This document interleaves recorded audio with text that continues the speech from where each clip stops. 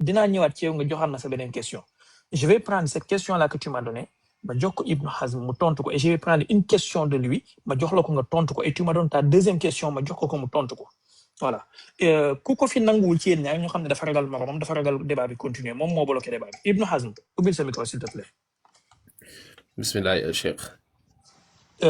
question bi góor gi posé dégg nga ko nee na yàlla lépp lu mu teg nit ki comme yaa wax ne yàlla du teg nit lu mu mënul te yaa wax ne intellectuellement lii on est incapable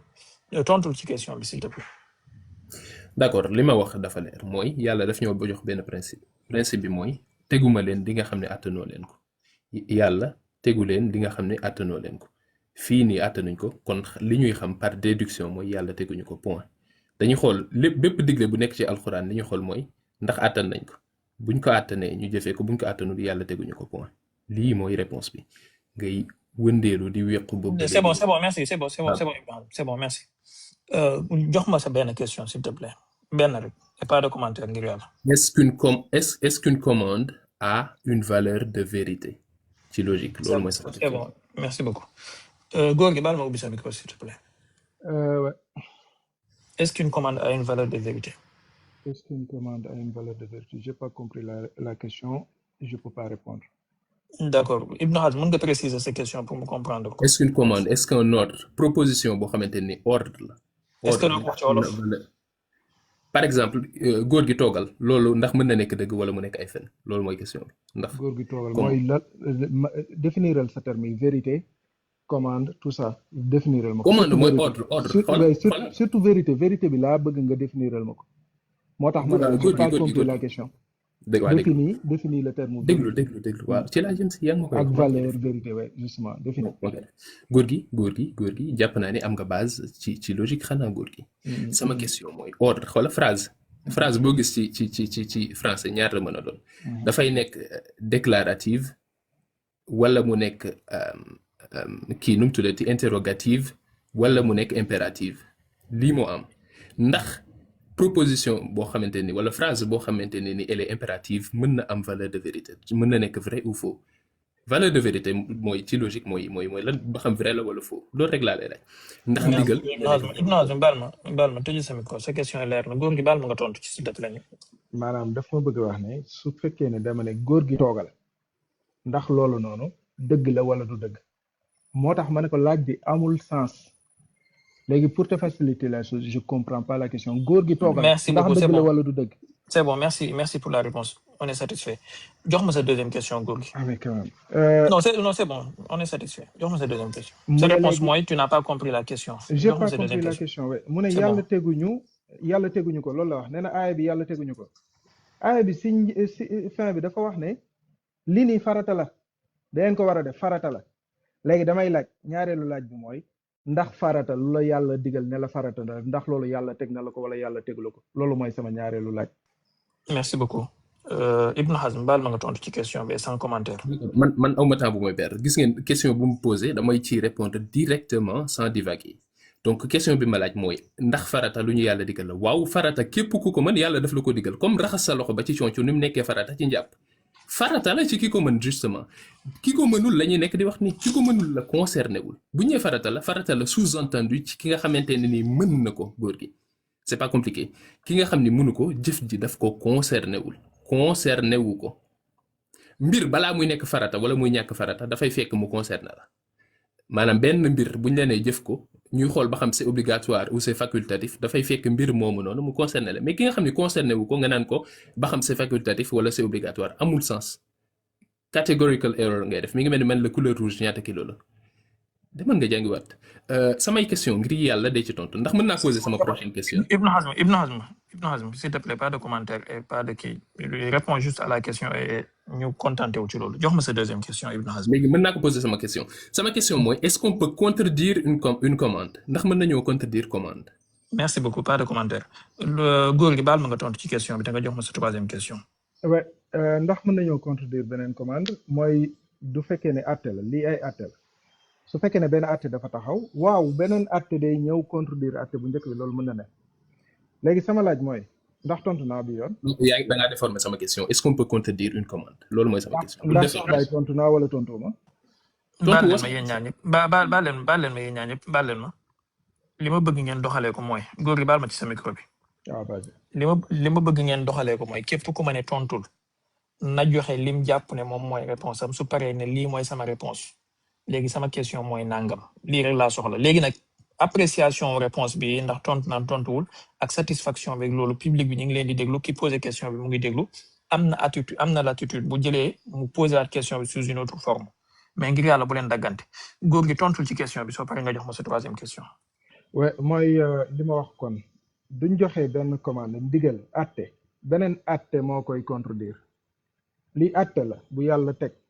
bu beneen atte ñëwee di ko weddi wala di indi beneen atte boo xam ne day dàqoo ak diini weddi na ko kon contredire na ko. J'ai répondu à la question maintenant ma question mooy sànq wax nga ne couleur rouge ñaata lay peser exactement c'est la question que tu m'as posée moom xam nga loolu noonu ça n'a aucun sens wax nit ki couleur rouge ban poids la am ak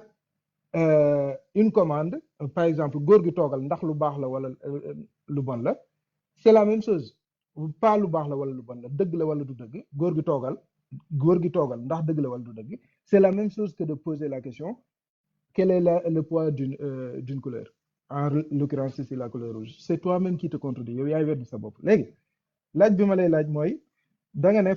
farata la ci ki ko mën léegi mooy laaj ba ma la laajoon sa njëlbeen nga dof maa ngi jégalu dof nga fexe ba tontu woo ko li nga wax mooy farata la ci ko mën léegi man li ma la indil nii kan moo ko mën loolu mooy laaj kan moo ko mën lii nii ma la indil kenn mënu ko. merci beaucoup aaya bi nee na farata la léegi. merci beaucoup waxaara non leer góor gi baax na baal ma baax na. mais j'ai pas fini ma question. on a compris la question. j'ai pas fini nga ne comprendre nga question bi ah. continuer. ah mais loolu nan la mën nekkee kii pare kon nga ne ko comprendre nga sa xel mi neex na mais ñeneen ñi comprendre uñ farata la ci ki ko mën kan la ndax nee na farata la indil ma cas bii nii kan moo ko mën c'est pas un cas particulier c'est un cas général c'est une infinité d'éléments kan moo ko mën kan la yàlla wax ne lii nii farata la ci moom te mi ngi ci biir aaya bi lii mooy la lii la doon jox. tu vois que li ngay def nii redondance kese la maanaam soo limité woon ci farata la ci. pas de commentaire s'il te plaît pas de commentaire sur mes propos. je suis le modérateur. passe mes questions s'il te plaît. je modère. passe mes questions. Tu n'as pas à me dire ce que je dois faire. Je modère. Ah, vas-y, sur la neige, tout le monde verra que tu es impartial. Voilà. Impartial, yow mën naa tee impartial yow yaa ngi ko naan faro te far nga voilà da nga far dama nga jàng. tu es partial la ñuy wax merci beaucoup.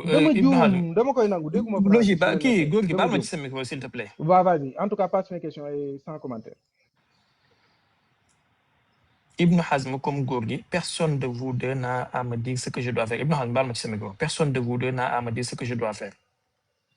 góor gi da nga poser question ma ne la rien que des questions redondance bu gudd bi la ñuy bañ dañoo amul jot en fait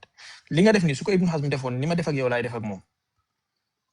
aaya bi moo wax na nangam kan moo ko mën point à la ligne doy na ma ne la doy na comprendre nañ question bi nga continuer waat def redondance rek li nga waxoon nga répété waat Ibn Hazm dégg nga question wu góor gi tontul s'il te plaît. fi may commencer mooy fi mu ne sama question amul sax man da nga ma laaj ma ne la categorical error maanaam question la boo xamante ni da nga bëgg a da nga poser da nga appliquer ci benn prédicat ci objet boo xam ne mënu ci appliquer wu man la mënu ci appliquer wu justement moo tax sama question de base nekkul woon ndax ndigal li dëgg la wala du dëgg mooy ndax ndigal li mën na nekk dëgg ak mën na bañ a nekk dëgg loolu mooy kii bi ndax ndigal une commande am na valeur de vérité wala amul valeur de vérité sama question nekkul woon lan mooy valeur de vérité wu commande sama question par exemple suñ jëlee exemple bi ma njëkkoon joxe sama question par exemple fii mooy ndax couleur rouge mën na am poids nekkul lan mooy poids wu couleur rouge mooy sama question donc brancher sa cerveau bi comme ni la ko Ibn Moustapha di waxee tuuti donc góor gi ci sa biir wax juñu ko ne nga kon commande mënul am valeur de vérité nga ni commande mooy contredire moroomu commande am donc déglu leen P1 prémisse 1 commande mënul am valeur de vérité prémisse 2 beneen commande mooy prédire moroomu commande am déglu leen lu amul valeur de vérité ñaari mbir yoo xam ne amuñu valeur de vérité naka la ñu mën a contredirante sama prochaine question mooy définis-moi lan mooy une contradiction naka la ñaari mbir yu amul valeur de vérité mën a contredirante loolu boo paree nga ñëw ci incha allah xam naa tey moom cours logique lay doon su boobaa. léegi pour répondre. xaar tuuti. tontoogo question bi baal ma nga tontu ci question bi dama ñëw. rappelé ma question bi. góor gi fàttali ko sa question. non su fekkee moom moo ko nar a fàttali moom ma jéem a liggéeyloo sama xel ma noté ji parce que voilà. Ibn Hazm bàyyil moom moo am droit fàttali question bi góor gi fàttali ko sa question. dafa wax ne aaya bi du yàlla diglee ba farata la ci ki ko mën man ko lii nii ma leen indil farata la ci kan moo ko mën leer na wala leer. ok d'accord macha allah donc góor gi li ma def sophisme bi mooy par exemple analogiquement nañ jël àtte njàpp nga ni ma ni la aaya bii nii di yàlla di diglee njàpp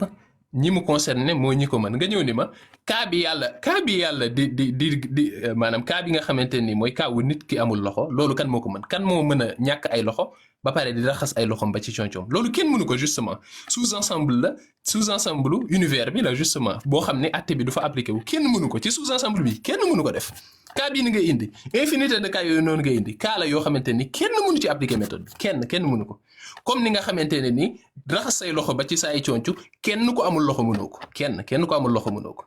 donc da nga foog ne argument la mais du argument góor gi dafay backlash ci sa kaw donc sama ay question mooy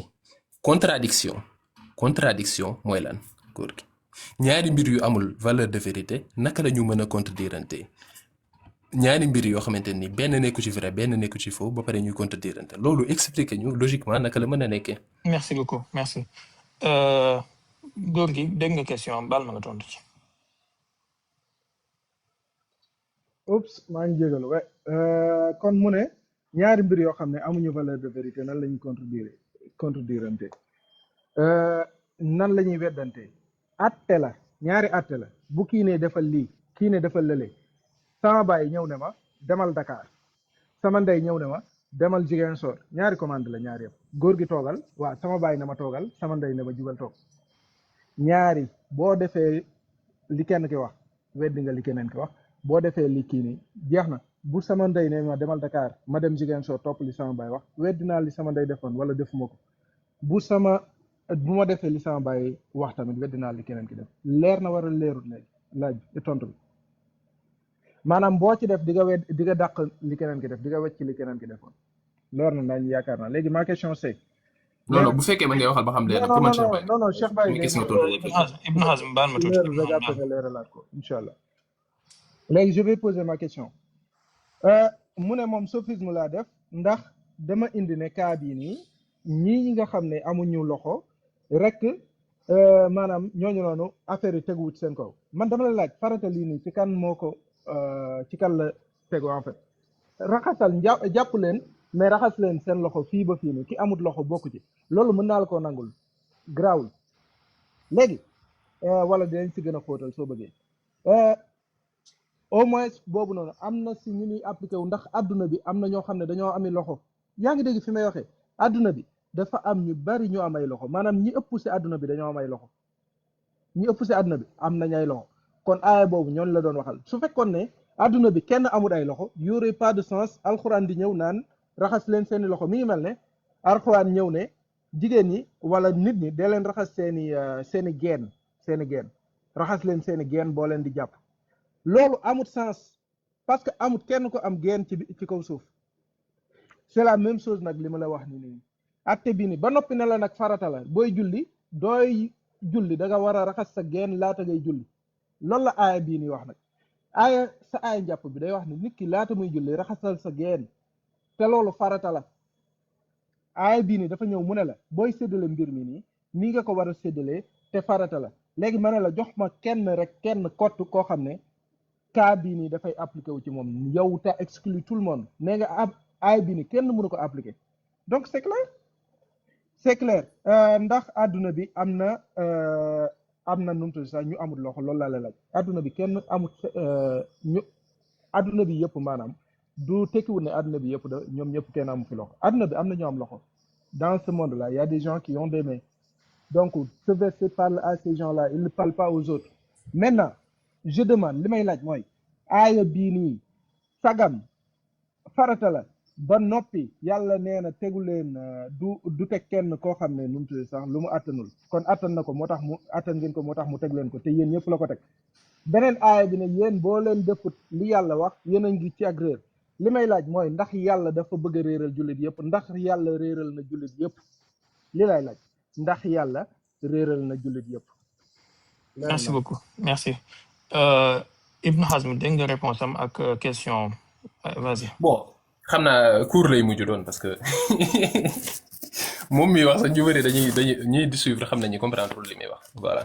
góor gi sama question nekkul woon ndax buñ la jox boo amee ñaari commande benn bi rek nga mën a appliquer wala mën nga appliquer ñaari yëpp non non loolu nekkul woon sama commande lan mooy contradiction moo nekkoon sama question ak ñaari mbir yoo xam ne amuñu valeur de vérité naka la ñu mën a contredirante donc comme que lott nga ci tontu ci bah voilà xam naa damay mujj tontu ci man rek parce que ngir décanter mbir yi donc sa yaay bu la nee toogal sa papa ni la taxawal ñoom ñaar kenn contrediru ci moroomam kenn waxul ni sa moroom li nga wax nekkul dëgg parce que nekkuñu mbir yoo xam ne dañuy nekk dëgg ak di nekk ay fen contradiction mooy nga ni deux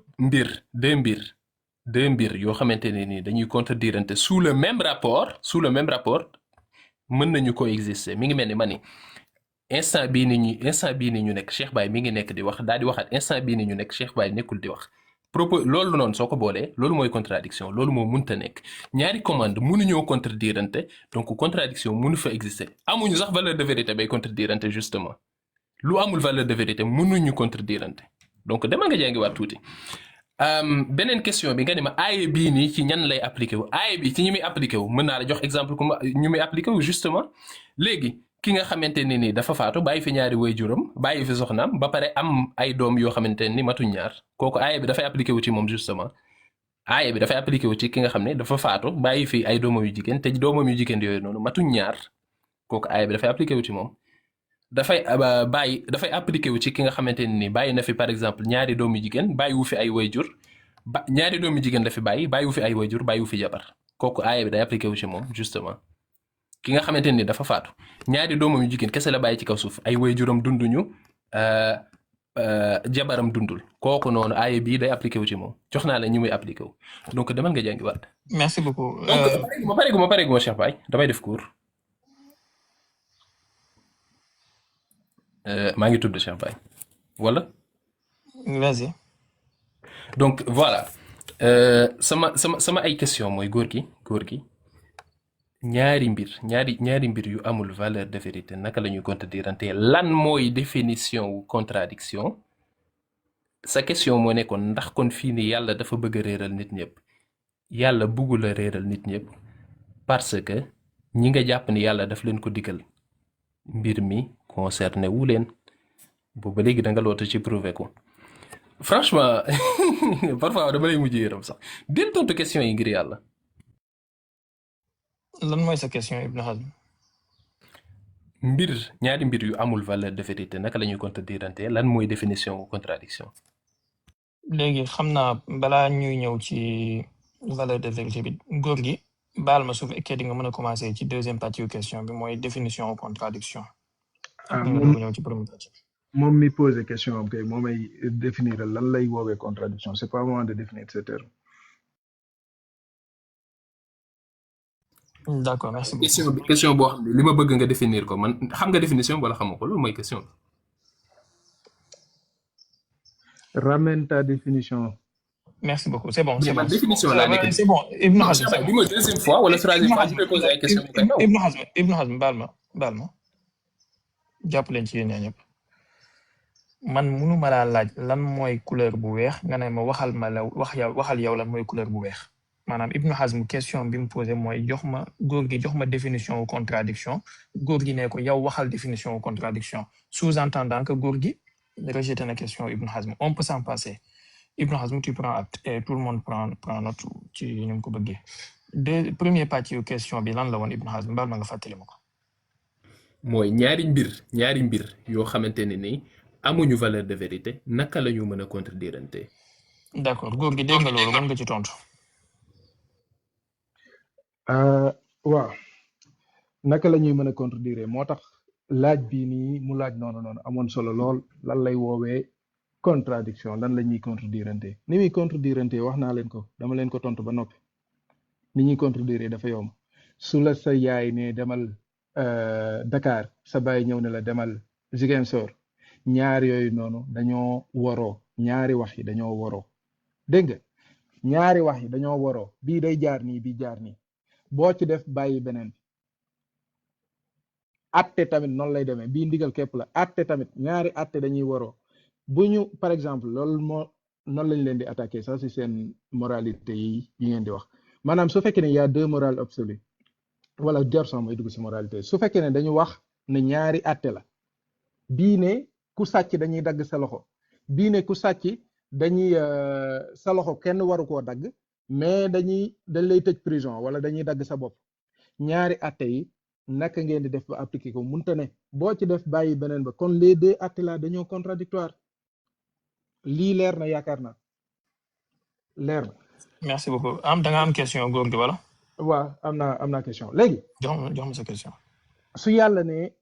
léegi dafa atte du yàlla atte yonent bi atte ku atte woowul ku soppi loolu noonu ku réer nga yàlla moo ko wax mu atte yonent bi atte ci biir Alxuraan ngeen ñëw ne loolu da ngeen koy soppi parce que kenn mënu koo appliquer amut kenn ku ko mën a appliquer donc est-ce que yàlla te yàlla mooy waxaat ci biir Alxuraan wala Alxuraan mooy waxaat ba léegi bàyyil ma génne si yàlla mooy wax ne dina si réeral ñu bari dina gindi ñu bari waaye dina réeral ñu bari peut-être est-ce que kon dafa bëggoon a réeralaale ñëpp loolu damitu laaj du laaj sax loolu la commentaire la rek léegi laaj bi mooy ñu kon lan moo tax ay bi wax su doom yi waaw nee nga su doom yi ëppee ñaar su doom yi matul ñaar bokk loolu aaya bi tudd na ko aaya bi tuddaat na ko waxuma la aaya bi sama ensemble bi ma la indil góor ñaar jigéen benn mënoon nga wax kon góor su fekkee ne am na doom ju góor laajuma la lool li aaya bi wax ne su doom yi ëppee ñaar te nekk ay jigéen képp lu tax mu wax loolu noonu fii la problème bi nekk aaya bi moo tudd ne su doom yi ëppee ñaar te amul kenn ku góor ay jigéen képp lañ lii mooy seen wàll loolu la aaya bi wax lii moo indi problème bi yëpp su doom yi ëppee ñaar te ay jigéen képp lañ lii si biir aaya bi la dem ma feneen cuqati ko fa si biir aaya bi la lu tax mu nekk si biir aaya bi ñu ne farata la beneen aaya bi ñëw ne ku ko appliqué wul ab yéefar nga ndax yéen ñëpp ay yéefar ngeen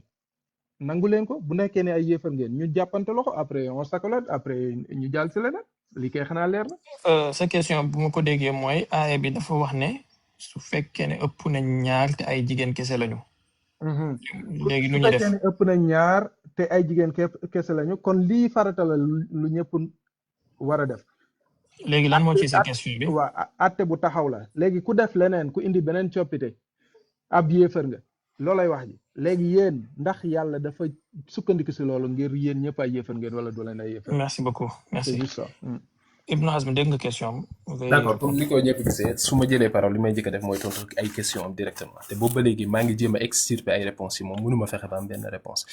aaya bi dafa wax ni su góor gi faatoo bàyyi fi ay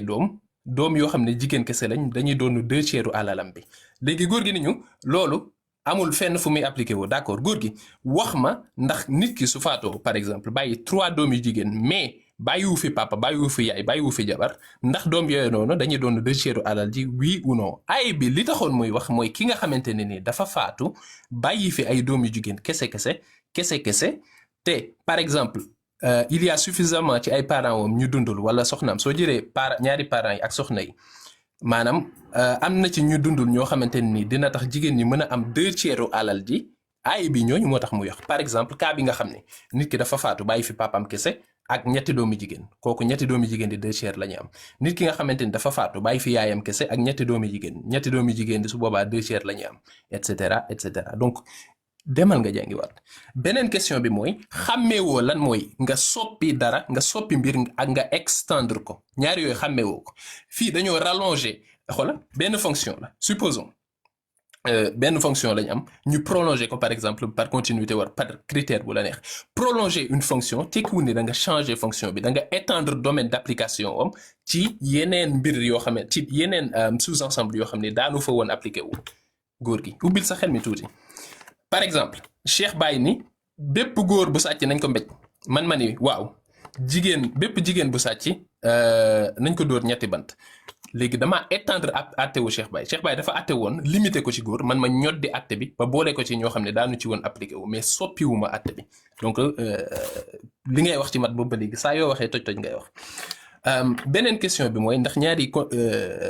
ndigal mën na ñaari góor gi contradiction faaw nga xam mooy lan contradiction mooy ñaari mbir yuy weddi wante waxuma la yu waroo de yuy weddi wante est-ce que su ma la nee toogal kii ni la jugal dañoo weddi wante man ak moom est-ce que dama ni man est-ce que man dama ni kii la ne toogal day fen est-ce que kii dani man mi la ne taxawal damay fen loolu mooy contradiction ñaari proposition yoo xam ne bu nekk day fen loo moroomam ñuy coexister loolu mooy contradiction donc fii mënoo fi relever contradiction en fait digle ñaari digle mënuñoo contredirante digle mënul contredire moroomu digleem loolu nga war a comprendre pour ñëwaat ci mbirum changer mi nga jàpp ni maanaam atte yi nga xamante ni dañ koo dolli ci mbir mi dañuy changer atte bi loolu c'est faux dañoo extendre atte bi la ñu jël extendre ko te liñ koy defee defuñu ko arbitrairement ci raisonnement analogique lañ ko teg ñu ni kon ay cas yi nga xamante ni verset bi concerné wu leen lii nii lañ ciy jëfee donc yaakaar naa tontu yooyu noonu leer na cas yi nga doon laaj que ni cas yoo xam ne jigéen ñi dinañ am 3/4 alal ji ba pare àtte bi dafa appliqué wu jox naa la ko kii dafa faatu bàyyiwu fi jabar bàyyiwu fi ay waajuram ñetti doomi jigéen la am doomi jigéen ñi 2/3 alal ji la ñuy doon jox naa la cas bu muy appliqué wu léegi loolu boo ñu xaar loo ci tontuwaat boobu ba léegi maa ngi posé sama ay question mënul ma fexe ba am ci réponse xam naa damay mujj muñ di la bàyyi nga may posé may tontu incha allah. lan mooy sa question gannaaw bi nga tontu ba pare Ibn Hazm. moom na indi ay question parce que fi mu toll nii moom c'est trop facile quoi indi sa ay question. d'accord góor gi vas-y joxe sa question. non moom kay laaj na laaj bi xanaa daa laaj ba pare fàtte ne laaj na la même question la posé waat il a juste redéfini lan mooy nu mu tudd sax contradiction yow da ngaa restreindre définition contradiction yow kay neel li nga tuddee noonu contradiction nga kii la nu mu tudd sax mbir mi dafa weex góor gi yéreem bi dafa weex ba noppi ñëwaat ne keneen ne góor gi yéreem bi dafa xonq ñaar yooyu mën nañ ne dafa contradictoire loolu contradiction la mais li ma la wax xam nga ne tamit contradiction la donc si t'es honnête da ngay nangu ne contradiction la maanaam nit ki mënul ne la toogal ne la taxawal toogal ba noppi ñëwaat ne la taxawal en même temps toogal taxawal nga ne y a pas de contradiction si t'es honnête ñi nekk ci suuf sax xam nañ ne y a contradiction dégg nga loolu mooy li ma la bëggoon wax nga ne dañoo rallonger fonction bi non sama cas bi dama xaar sama machine bi pare nag mën naa delluwaat sama table ci maa ngi jégalu de je vais rallumer ma caméra cas bi mi ngi woon la woon un ensemble d'éléments léegi fii nii dañ wax ne lan moo koy définir je vais écrire comme ça maintenant on a du temps je peux écrire beaucoup ensemble la qui se définit comment égal à li njëkk li mooy doomi jigéen lay nekk jigéen supérieur ou égal à 2 après baay daf fi nekk kii mooy baay ba mooy baay yaay daf fi nekk yaay mooy jabar tamit daf fi nekk lii ni mooy ensemble moom mu ñëw mu ne ma léegi dafa bëgg a def fii nii waaw xaaral sax mu bindee ko neneen bala mu nar a ñëw di ko changer doomu jigéen moo nekk nii supérieur égal à 2 baay égal 1 yaay égal à 1 jabar égal à 1 lii mooy cas bi ma ne ko fii nii ensemble bii nii la règle comment on l'applique on peut pas l'appliquer vous dérogez même vous êtes obligé d'amener une autre règle buy atte leneen lii ab atte la miras atte la aaya beneen bi 33 36 ne leen boo leen attee leneen loo xam ne du yàlla indee atteem ngeen soppi ko réer ngeen ay yéefar ngeen yéen ñëpp dëppoo ci ne nangu ngeen ne moom bokk nangul na leen yéen ñëpp a doon bañ moom finalement moom nangu na léegi mu nangu ne dañuy nangu ne lii aaya bii ne dañ koy soppi et y a pas de souci si y a un souci parce que soo leen soppee aaya bi verset 33 36 ne na leen yéen ñëpp ay yéefar ngeen ak yeneen verset yi ma leen mën a indil d'accord Cheikh Baye redondance quand il est redondant tu lui dis pas mais c'est pas grave donc nga ne ma dañoo rallonger la fonction rallongement de fonction je suis d'accord mën nañ ko rallonger mais là t'as pas rallongé la fonction vous avez juste modifié nu mu tudd ça le cas là maanaam cas bii nii mi ngi woon si biir fonction bi li nga doon wax sànq maanaam ku du góor defee nangam nañ ko def nangam yow nga ñëw ne bu jigéen defee nangam nañ ko def nangam boobu noonu ñu njëkkoon wax là da nga rallonger parce que jigéen bokkutoon si définition bi malheureusement man li ma la jox nag définition initiale bi mi ngi ci woon sama cas bi mi ngi ci donc c'est pas rallonger fonction bi da ngeen modifier fonction bi c'est-à-dire la fonction dit f de x égale à ax plus b kon avec x appartenant à E. Donc, pour tout x appartenant à E, f de x égale ax plus b. yow nga ñëw nga indi élément bu nekk ci E. ngeen ne da ngeen bëgg a rallonger fonction bi doo bëggee rallonger fonction bi da ngay jël beneen élément boo xam ne nekkul ci E. Là, je suis d'accord. Comme ça, tu me dis que pour d'autres éléments qui sont pas dans x, c'est autre chose. Mais pour un élément qui est dans x, nga joxe f de x prime, voilà, je sais pas, f1 de x égale à A1 de x plus B1 avec A1 différent de A et B1 différent de B.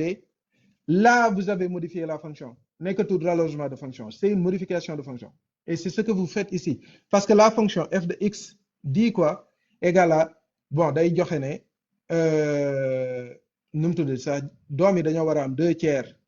de x plus 1 sixième de x plus 1 sixième de x plus 1 huitième de x. Lii nii ngeen war a séddale. Et ça doit être égal, inférieur ou égal à x. C'est ça le problème. Inférieur ou égal à x. 2 tiers de x, je vais l'écrire plus clairement pour que nit ñi mën a comprendre. 1 sixième de x plus 1 sixième de x plus 1 huitième de x doit être inférieur ou égal à x. Pourquoi ça doit être inférieur ou égal? Parce que alal ji mënta weesu, par exemple, si on a 300 € à distribuer, on ne peut pas distribuer, on n'a que 300 € dans la réserve, on ne peut pas distribuer 500 €. Mënta nekk. Donc ça doit être inférieur ou égal à x, mooy la quantité initiale. Leer na léegi kon lii si je fais la somme 2 tiers de x kon lay nekkat plus 1 tiers, 1 sixième plus 1 sixième, mu jox la 1 tiers de x plus 1 huitième de x doit être inférieur ou égal à x. Donc, ça donne 3 troisièmes de x plus 1 huitième de x doit être inférieur ou égal à x. 3 troisièmes moins x. Donc, donc x plus 1 huitième de x doit être inférieur ou égal à x. Ça, c'est impossible, à moins que x soit nul. X égale à 0, rek mën a leeral affaire bi ni leer na seen bopp yi léegi su fekkee ne mathématique la man mën naa leen si jàngal fii ba suba loolu du sans problème ñëwuñu fi pour jàngale xam-xam ñëwuñu fi pour na di utiliser ay techniques naan waa ji li muy wax dañ maîtriser ko li ma leen di wax dama ko maîtriser bu baax a baax te yéen ñëpp xaj ngeen si 1 x plus 1 huitième de x inférieur ou égal à x. Cet élément-là, c'est possible que quand x égale à 0. Si x n'est que 0, il y a 0 plus 1 huitième multiplié par 0 inférieur ou égal à 0. Donc 0 plus 0 inférieur ou égal à 0, 0 inférieur ou égal à 0, 0 égal à 0, donc c'est vrai. En dehors de ce cas-là, ce truc-là, il ne se résout pas. X plus 1 huitième de x inférieur ou égal à x, mënoo leen muusa ka waane ba mu nekk une vérité. Ça, c'est faux. X plus 1 avec x appartenant à 0, 0. Regardez bien l'ensemble. J'ai mis 0 plus l'infini. Maanaam waa ji li mu fi bàyyi si alal 0 la ba plus l'infini. Alal du négatif amut. Donc, li mu fi bàyyi si alal, c'est une valeur positive. Maintenant, je dis que waa ji moom bi muy dem moom bàyyi na fi alal. Maanaam alalam nulut. Donc, c'est pourquoi j'ai exclu 0. Ce truc-là, il est impossible. Ndax léegi affaire yi leer na seen bopp. X plus 1 huitième de x inférieur ou égal à x, c'est impossible si x appartient à 0 plus l'infini. Et c'est ça le problème. Maintenant, fais defal extension bu la neex. Da nga doon wax ne da ngeen di defal extension de la fonction. Defal extension bu la neex nga indil ma lii nii nan ngeen di def ba résoudre ko. Maintenant, on va parler mathématiques. On a assez tergiversé. Indil ma nan ngay def ba lii nii équation bi nii def ko nu mu la neexee nga dema defal extension bi defal quoi que tu veux mais fexeel ba résoudre la ma ni x plus 1 huitième de x est inférieur ou égal à x, alors que x appartient à 0 plus l'infini. À quel moment c'est possible? C'est impossible. Yow lay dégg. macha allah maa ngi sant Ibn Hazm baal ma Ibn Hazm baal ma yaakaar naa ñëpp seetlu ngeen ne jox nañu góor gi assez de temps mu exposer problème am lii rek lañ ko doon laaj depuis le début keroog waxtaan wi tamit lii rek lañ ko doon laaj ak exposer sa problème maintenant exposer na problème am def na démonstration am Ibn Hazm vous avez la parole pour répondre góor gi baal ñu ci s'il te plaît. li may ubbee mooy sant yàlla mi ma jox occasion wu exposer un cuistre maanaam nit kuy wax ci dara di gëmloo mbokkam yi nga xam ne dafay wax ci loolu que ni dafa maîtriser li muy wax te mbir moomu noonu xamu ci dara léegi suivre leen xaaral xam dem su fekkee da ngaa war a taal sa caméra mën nga ko activer. waaw dama doon moytu kii feeñ. Voilà, góor gi xamul lan mooy prolongation ou fonction justement pour moom le fait que tu changes l'expression de la fonction forcément nekkul prolongation non prolongation mooy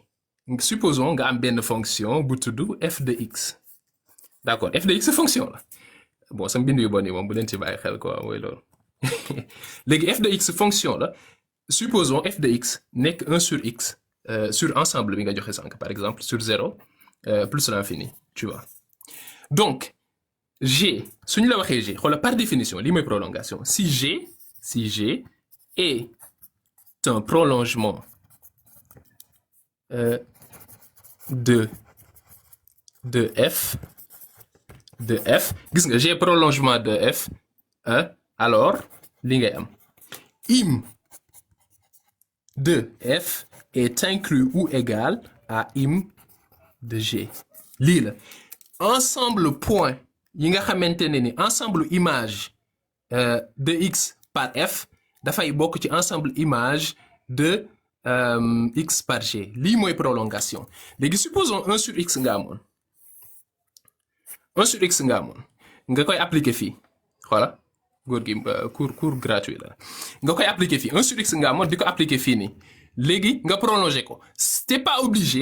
pas obligé ci intervalle bi nga xam ne da nga ko koy prolonger supposons nga koy prolonger sur moins l'infini 0 fermé lii t'es pas obligé ci intervalle bi nga koy prolonger mu am même expression de base bi par exemple li nga amoon sànq 1 sur x non fii lu ma neex laa koy tuddee su ma neexee ma tuddee ko fonction partie entière par exemple fii su ma neexee xoolal fonction bi lii lay doon partie entière yëf yi kii lii lay doon su ma neexee fonction bi lii lay wala inverse bi xamatuma ban la ci su ma neexee fonction bi quadratique lay nekk fii su ma neexee fonction bi lii lay doon su boobaa prolongation bi fii lii c'est pas obligé muy bokk expression ak fonction bu njëkk ba donc li ngay wax dara xamoo ko ci góor gi li am solo mooy à la fin ensemble image de la fonction bi regroupé ñaar yi ne contenir image fonction bu njëkk ba lii mooy prolongement dara xamoo ko ci li ngay wax donc li ñu la njëkk a wax sànq mooy da nga ni lan moo nekkoon intérêt wu yàlla di tudd ni doom ju jigéen ji 2/3 alal ji lay am alors que doom ju jigéen ji amul benn cas bu mu mën a amee 2/3 alal ji ma génneel la cas boo xam ni mën na am 2/3 alal ci li taxoon yàlla tudd ni doom ju jigéen ji 2/3 alal ji lay am mooy cas yi nga xamante ne nii doom ju jigéen ji mën na ko am te ñeneen ñëpp am seen wàll cas yooyu mooy góor gi par exemple faatu xoola x kii moo nekkoon ku góor gaa ngi nii daal di faatu bàyyi fi ñetti doom yu jigéen kese papam nekku fi yaayam nekku fi doomam nekku fi kiiwam nekku fi jabaram nekku fi ñooñu 2/3 yi la ñu doon gis nga lii 2/3 alal ji la ñu doon léegi yow li nga ma joxoon mooy dama laa joxoon fonction bi ma ne la mi ngi nii par exemple supposons ma defaat beneen dessin mooy gën a leer lii mooy fonction bi yàlla joxe yow nga ñëw ni ma di ma laaj fii nii xoola sous ensemble bi na jël sous ensemble bi lii nii partie bii nii lii nga may laaj lan moo fi image fonction bële te fonction bi définiruñ ko fii ma ne la amu fi benn image parce que la fonction elle n'est pas définie ci sous-ensemble univers bi nga xam ne moom nga ma jox yow fonction bi définirul fii ma ne la fii suñu solution mooy ñun dañuy fonctionner par raccordement di toppaale logique bële analogiquement lañuy résoudre suñ cas bi par suñu beneen fonction boo xam ne ñoo koy introduire te loolu mooy róoru boroom xam-xam yi moom lañ tuddee xiyaas raisonnement analogique donc fii nii suñu beneen fonction la ñu introduire ngir prolonger ngir prolonger fonction bi ñu yàlla joxoon donc fonction bi ñu yàlla joxoon amul dara luñ ci soppi ñëwuñ ci fonction bi daal ni par exemple x mii nii image am nekkatul y bii déedéet ñu ne léegi x bi image am fii la y bii la lii suñ ko defoon dañoo soppi fonction wu yàlla mais lii fi ko yàlla définir laaluñ ko dañ ko prolonger dañ cee dolli donc àtte bi yàlla bi bougé wuñ ci dara dañ ko prolonger dañ ko extendre li ngay wax dara xamoo ko ci beneen mbir bi mu may wax góor gi man débat wu mbedd man débat wu mbedd toogoo naan ma ay non kii bu la waxee nga toog kii bu la waxee nga kii ko dama la laaj définition bi li ma soxla mooy ay définition yu formelle on est en logique pure lan mooy définition wu contradiction mooy nga affirmer deux propositions yoo xamante ni seen ay valeurs de vérité dañoo inverse simultanément loolu mooy contradiction donc su fekkee valeur de vérité amul contradiction mënul exister parce que condition sine qua non la pour xam na xamoo lu sine qua non condition la bu nécessaire pour contradiction mën a exister donc li ngay wax am ci minimum de maîtrise justement léegi kon li nga foogoon ni problème la ba yenu ko ba foog ni xeer la da nga ñëw ba ci débat bi nga rendre compte que ni li nga yenu woon coton la li nga foogoon ni problème la le fait que waaw yàlla jox ñu bon supposons xaama jël beneen analogie pour public bi gën a comprendre d'accord yàlla supposons mu jox ñu beneen fonction bu tudd njàpp góor gi lii la def yàlla jox ñu fonction bu tudd njàpp yéen ñi nekk fii nii yépp kuy jàpp na jàppee nangam yaa xam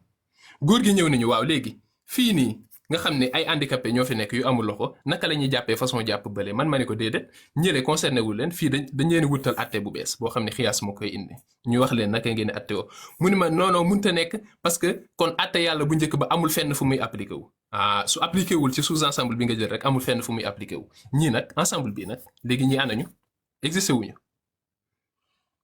donc nañu bàyyi caaxaan yi te dem jàngiwaat non fii du prolongement par continuité prolongement par xiyaas lay doon ci diine suufi donc li nga doon wax maîtriser boo ci dara ba pare dañ la exposer comme un cuistre bi nga xamante ne ni moom nga donc voilà ñëpp gis nañ ni question boo fi posé benn par benn dañ koy tontu te mënuñu la extirper benn réponse voilà Cheikh Baye maa ngi lay jëbalaat kaddu gi. merci beaucoup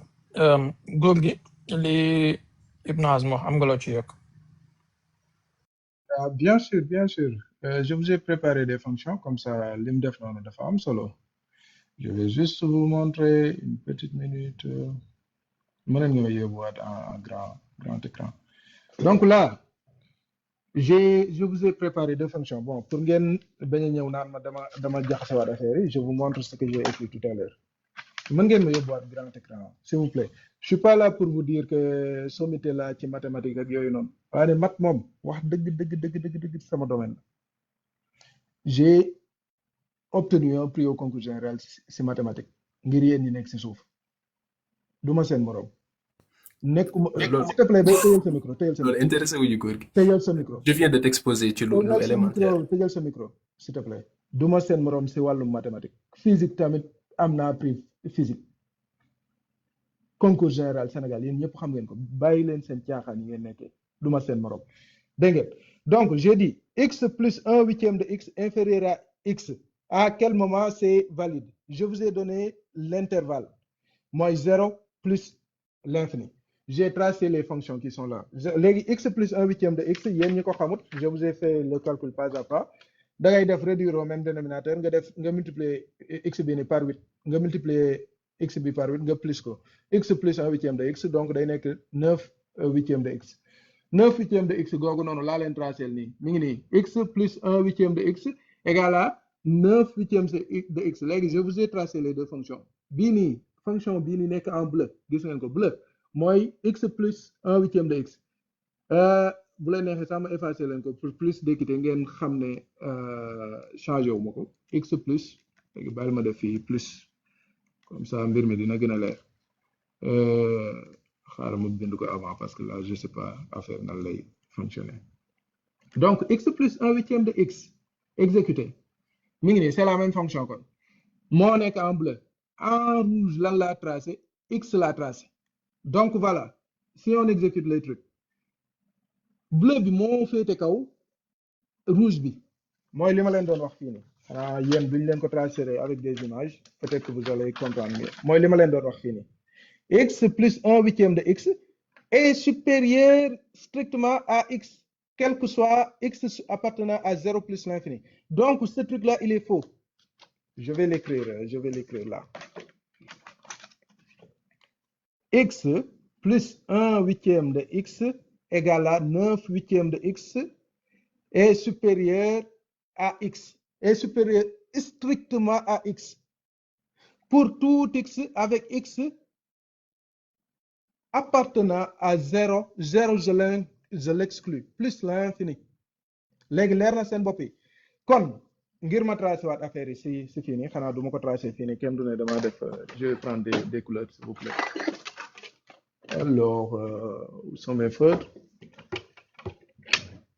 bon maa ngi benn feutre ma beneen gisuma ko waaw am naa ñaari feutre léegi am dañu exposé ay nit te du su débat bi jeexee rek man li ma si gën a jaaxal mooy avant da nga doon wax ne affaire bi amul problème finalement te nangu woon nga affaire bi finalement léegi da nga koo tàmbalee dàqaat lii mooy wane ne yéen si seen bopp ay sophiste ngeen maanaam da ngeen di dëggal mbir mi ba mu neex leen ngeen wëlbatiwaat ko juboo leen yow boog juboo maa ngi jégalu si ñeneen ñi maa ngi jégalu. ñi commencé dañoo waxoon ne dañuy respecté. waaw soo demee ba ñàkk argument mun nga wàcc. juboo rek laa wax waaw même mu wax si te jaru nga may xas soo ñàkkee argument jaru nga may xas. sànq xasoo ma mbokk bi ngay wax ne sophiste la xawma lan ak lan ak lan yooyu yëpp nekkutoon ay xas wala li nga koy wala doo ko waxee ci français du ay xas. mais juboo waxuma la ko benn yoon donc. le sophiste mooy lan. juboo laa waxuma la ko benn yoon. waaw lan mooy sophiste définir sophiste. waaw loolu mooy def argument fallacieux. kan mooy dafay argument fallacieux que jubul xamul luy fallacieux. non peut-être ñàkk xam ko ba tey tëjal sa micro nga may la waagale. donc s'il te plaît tëjal sa micro s'il te plaît. non mais s'il te plaît tëjal sa micro nga may waagale. waa léegi waxal ba noppi soo waxee ba noppi ma waagale s'il te plaît. mu ci nga tàng de dafa ndànk. non yaa ngi si waxal mbokk non vas-y cil waxal. waaw d'accord du ma la def lu gën a métti soo paree rek ma wax incha allah. waaw d'accord du ma la def lu gën a métti li ma la jot a def dafa ndànk muñal rek ça va bien se passer léegi. da nga bëgg a waxaat pareeguma de sama démonstration pareegul de. waaw donc yaa di ma waxal te da nga ma bàyyi ma ko. léegi jël vas-y waxal. y a plus de modérateurs dans l'équipe ok léegi donc x plus 1/8 bi ni mooy f de x égale à 9/8 de x g de x mooy bi pour reprendre le nom des fonctions là égale à x. Donc, je vais tracer f de x en rouge et je vais tracer g de x en vert. F de x est là. Moi, oh, raté naa ko. Xaaral ma jël beneen page. Est-ce que mën naa am règle? Am naa règle de. Maa ngi jégalu bàyyil ma jël sama damitu page. Bon, je vais le tracer après, vous allez voir. Mënuma tracer ak sama loxo ba noppi ngeen koy gisaale en même temps, c'est impossible. Bon, bàyyil ma tracer benn partie bi mu soxla rek. Soxlawuma tracer moins l'infini 0 bi. Léegi 0 plus l'infini lañ gën a soxla. Léegi là,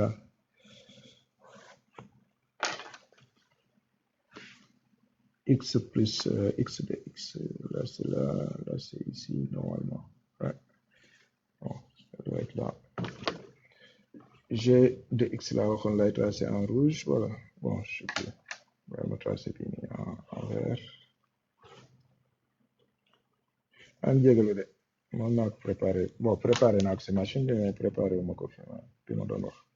C'est ça, ok. Là, voilà. Le truc, il est là, il est clair. Là, il moi f de x. F de x.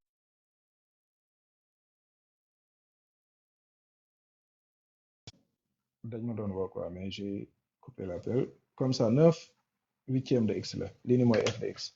léegi bii nii mooy g de x égale à x donc fii nii mooy 0 pour yéen ñi ko xamul l'origine là c'est 0 là c'est plus l'infini là c'est moins l'infini on va vers moins l'infini xaaral ma def flèche bala mu naan ma da nga koo teg fii nii la moins l'infini bi nekk là c'est l'axe des abscisses. Donc fii nii mooy fi alal ji nekk lii nii mooy fi alal ji nekk maanaam alalu waaj x mooy alalu waaj leen fi bàyyi g de x aussi mën ngeen ko jëlaat plus l'infini là moins l'infini là aussi donc ay flèche la ba léegi donc pour tout élément appartenant à 0 plus l'infini f de x est strictement supérieur à g de x mooy li ngeen gis nii maanaam fonction bi nii moo ëpp bii nii leer na seen bopp yi f de x est strict là supérieur à g de x bon mënoon naa bind g de x bi f de x bi en rouge f de x est supérieur strictement à g de x pour tout élément avec x appartenant à 0 exclu plus l'infini léegi moom mu ne day def prolongement nangul naa la prolongement bi mais alal moom ñëpp xam nañ ne si 0 plus l'infini lay nekk defal prolongement bu la neex yow si sa bopp yaa ko waxal sa bopp nee nga prolongement mooy beneen domaine la ñuy jël ñu indi fa beneen fonction par exemple man soo ne ma maintenant moi je dis 0 plus l'infini ñëpp xam nañ ne alal moom 0 plus l'infini la amut leneen loolu moom xanaa di ngeen ko nangu alal xaalis 0 plus l'infini la 0 inclus sax 0 inclus la woon léegi duy def prolongement bi mën na def prolongement bi fii nii en ce moment là bon la fonction reste f de x égale à g de x parce que 9 huitième de x égale à x si g égale à 0 léegi na def prolongement bi ci biir fu ko neex feneen rek la ko mën a def muy fii nii moins l'infini moo fi des fii nii def nañ ko ba noppi léegi su bëggee ñëw dans cet intervalle là mu soppi affaire bi loolu tuddatul prolongement te moom moo avoué na ko boppam julli di nag loolu lañ def ci biir ensemble bii nii ci biir intervalle bii nii lañ soppi fonction bi ci biir intervalle bii nii lañ soppi fonction bi lañ ñëw ñu ne f de x n'est plus égal à 9 huitième de x mais f de x est égal à autre chose mën naa leen indil autre chose boobu noonu lan la xaaral ma indil leen ko comme ça ñu gën a xam ne règle awlu bi ñu doon wax noonu ñu gën a mën a am cas pratique bi je vais vous ramener ce qu'ils ont amené comme nu mu tudd sax comme valeur maintenant juste une minute s'il vous plaît je retrouve ça donc au lieu de nu mu tudd sax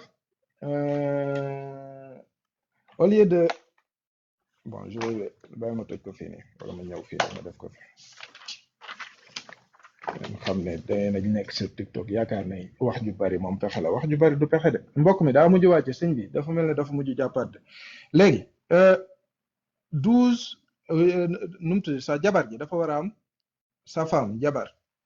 dafa war a am 1/8 lii nii la alxuraan wax 1/8 de x yaay ji war a am 1/6 de x baay bi war a am 1/6 de x doom yi war a am 2/3 de x maa ngi jégalu léegi ñoom ñu ñëw ñu ne lii nii doo ko xoolee mooy 12,5% de x lii nii mooy 66 non non waaw 66,67% de x lii nii mooy 16,7% de x lii aussi 16,7% la de x léegi lii nii mooy li alxuraan wax léegi awlu bi lan la wax dafa wax ne ñoom duñ def 12,5% mais 11,5% de 11,1% boog la ñuy jox x ñu jox doom yi ñu jox leen 59,3% après baay bi ñu jox ko 14,8% yaay ji ñu jox ko 14,8% de x 14,8% de x léegi may leen ma calculer lii nii ma defaat ko ay fraction comme ça mu gën a gaaw calculatrice elle est où la calculatrice ouais 14 virgule boo leen bëggee aussi mën nañ leen jàngal nan la ñuy calculer nan la ñuy jëlee lii yóbbu ko ay fraction 11,5 sur 100 nan la ñuy def yóbbu ko nu mu tudd sax ay fraction donc alors bon j'ai même pas besoin de faire ça ouais donc ñoom li ñu def mooy 11,5 x sur 100 pour cent mooy sur 100 plus 14,8 x sur 100 plus 50 nu mu tudd sax 14 encore virgule 8 sur 100 de x plus 59,3 sur 100 de x ñoom lii nii lañ indi beneen fonction f prime de x wala nga tuddee ko bi nga ko tuddee f prime bon g bi jëloon naa ko ba pare mais f prime mooy prolongement bi quoi supposé prolongement kon léegi là je vais faire les calculs 11,8 plus 14,8 plus 14,8 plus 59,5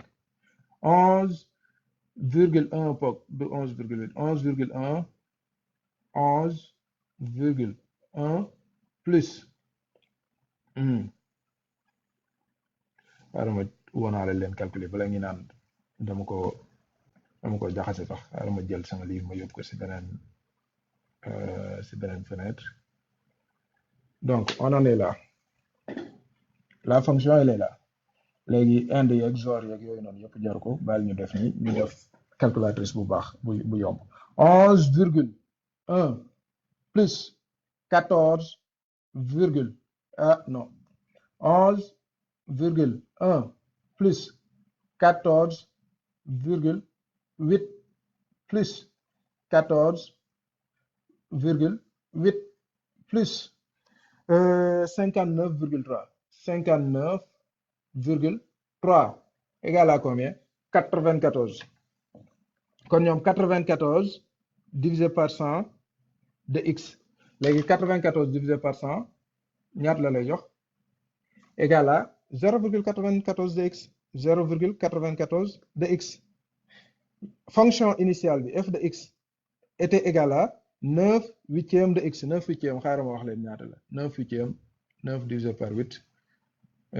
égal à 1,125 de x égale 1,125 de x li moo nekkoon fonction initiale bi ñoom ñu soppi fonction initiale bi ne la dañ lay indil beneen fonction boo xam ne f second f prime de x lay tudd mais f prime de x égale à combien égale à 0,94 de x léegi je vais retourner sur le site ma tracer waat leen beneen fonction boo xam ne f second de x lay tudd ngeen xool ba xam dafa ndroo dina régler seen problème ou pas je retourne sur le site donc bon c'est un site avec beaucoup de pubs on fait avec les moyens de bord alors 9 non 0,94 de x léegi bii nii ma exécuté ko gis ngeen mooy bu vert bii nii te loo leen seetlu moo gën a suufe bii nii rouge bi donc ça résout le problème je vais le tracer maintenant sur mon graphe c'est une troisième fonction qu'ils ont tracée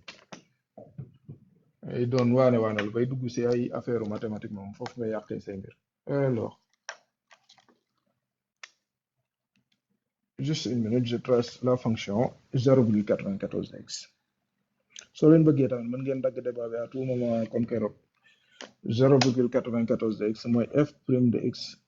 égale à 0,94 de x mi ngi nii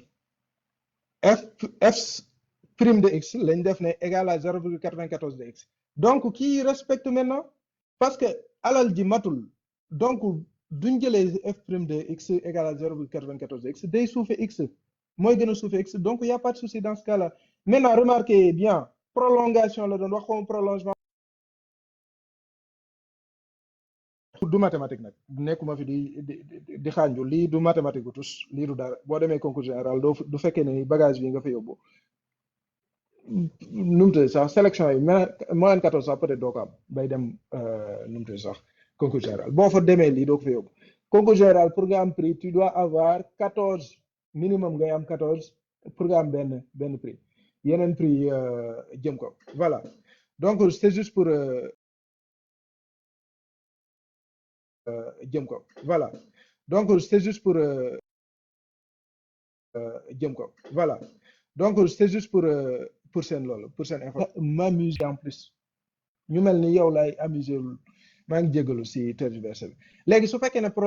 prolongement la woon est-ce que yaa ko waxal sa bopp maanaam yow sànq da nga ne